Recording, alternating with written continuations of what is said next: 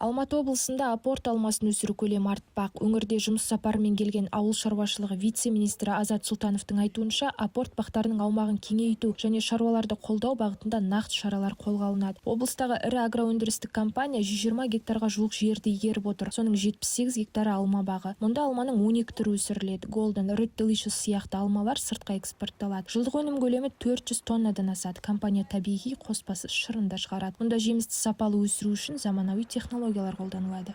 Мы возрождаем. Алматы облысында алма өсіру ісін өркендетуге үлес қосамыз. Компаниямыз өндіріс көлемін арттырып, жыл сайын алма өсіруді көбейтіп келеді. Өнімді Қазақстанның сауда желілеріне жеткіземіз және басқа елдерге де экспорттауға жөнелтеміз.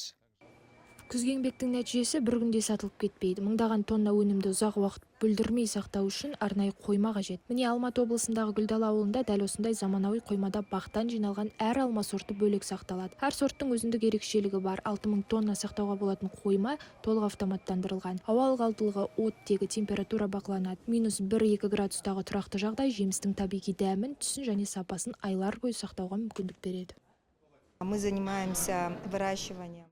Біз алмаларды өсірумен, сақтаумен және өткізумен айналысамыз. Және өзіміз өсірген алмадан шырын өндіретін цехымыз бар. Негізінен көтерме сауда жасаймыз, бірақ мемлекеттік мекемелерге де жеткіземіз. Штатымызда шамамен 150 адам жұмыс істейді. Барлығы жергілікті тұрғындар. Осылайша біз әлеуметтік қолдау көрсетеміз. Қалғанының бәрін жергілікті нарықты қамтамасыз ету және адамдарды ауыл шаруашылығымен көбірек айналысуға ынталандыру үшін. Яғни олар бұл саладан қорықпауына жағдай жасаймыз. Это и предприятие, которое занимается. Мұнда өнім сақтау қоймалары бар және шырын өндірісі де жолға қойылған.